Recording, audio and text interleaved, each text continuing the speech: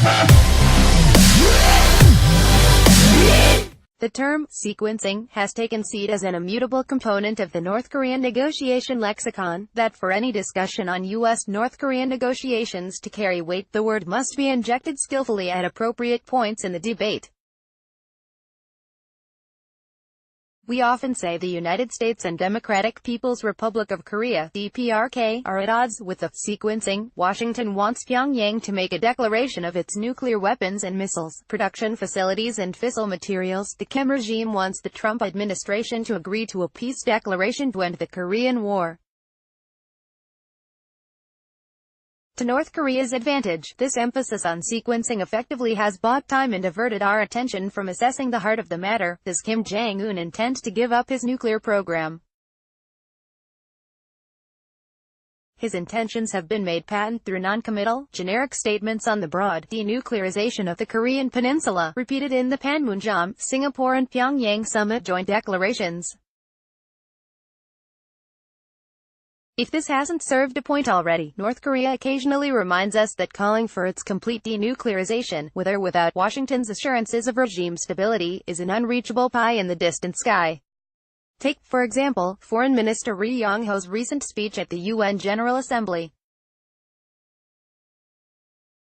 Standing before the international community, Ri reiterated that the DPRK will in no way unilaterally disarm first, without seeing Washington's trust-building measures.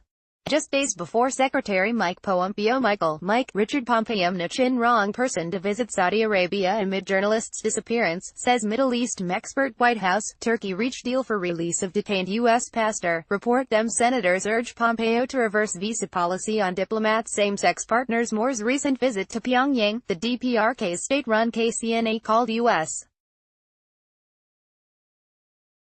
demands for the North's inventory of its nuclear program and dismantlement of its nuclear facilities rubbish. Washington has invested much of its time and rhetoric to dialogue with Pyongyang, if not for the dogged faith that this time around, the North Koreans are different, and serious about normalizing relations with the outside world, then at least for the sole intent of proving that President Trump. Donald John Trump Uber CEO pulls out of Saudi Arabia conference over Khashoggi disappearance. Don Lemon, Kanye West's meeting with Trump was a minstrel show. Senate heads home to campaign after deal on Trump nominees. Moore's pursuit of a dialogue with Kim, however consistent or contrived, allowed the two countries to reach a state of peace and détente no other U.S.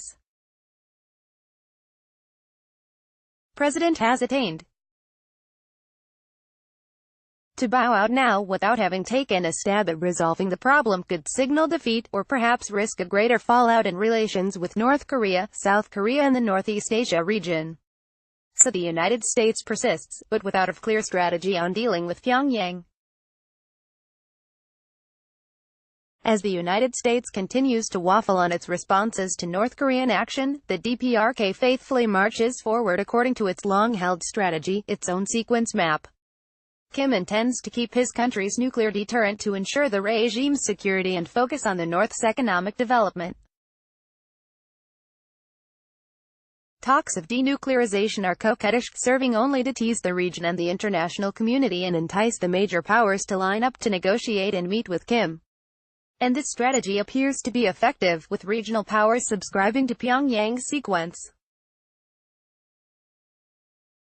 As Secretary Pompeo's tour in Asia continued, South Korean President Moon Jae-in last week announced that Chinese President Xi Jinping could visit North Korea soon. Beijing, a critical player in determining the path forward on the DPRK issue, has kept mum about its position over the past few months and only recently signaled a possible shift in its position through a head-of-state visit to Pyongyang. This could indicate China's harder line against the United States. Closer Beijing-Pyongyang ties could strengthen Xi's position and bargaining power against Washington. On Monday, Russian President Vladimir Putin's spokesman said the Kremlin extended an invitation to Kim to visit the country. South Korean media reported the sighting of a North Korean cargo plane in Vladivostok, bolstering the assertion that Kim's visit to Russia was imminent. Additionally, North Korean, Chinese and Russian officials recently met in Moscow to coordinate a three-country approach to the DPRK's nuclear issue and called on the UN Security Council to adjust the sanctions regime against the North.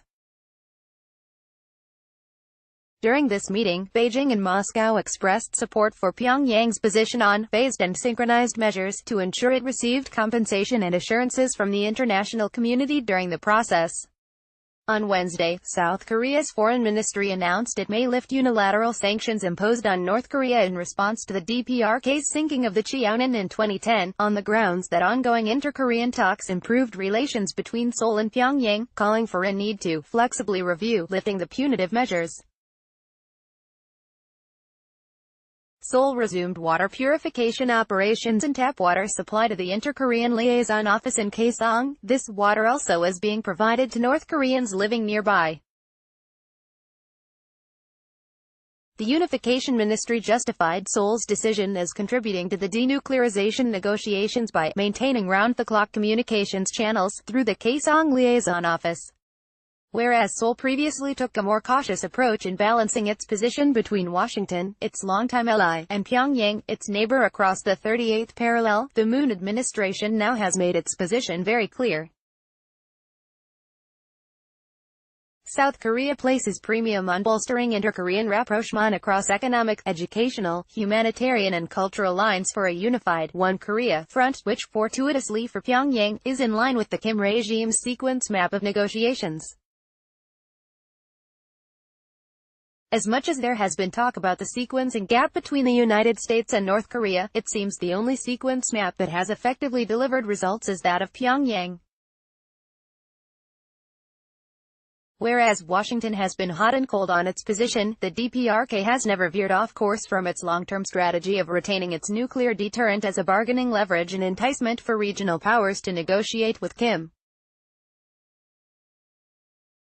To Kim's advantage, this blueprint appears to be endorsed by critical players in the region, including South Korea.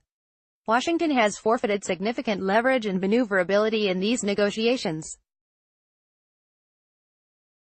Let's resist the pressure of time constraints and political victories, and instead take a long-term, calculated approach, a la North Korea.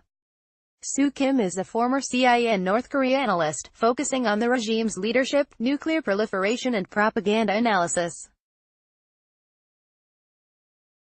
She was a 2015 National Security Fellow at the Foundation for Defense of Democracies, where she authored a monograph on the South Korean nuclear program. Follow her on Twitter at @MLLocum.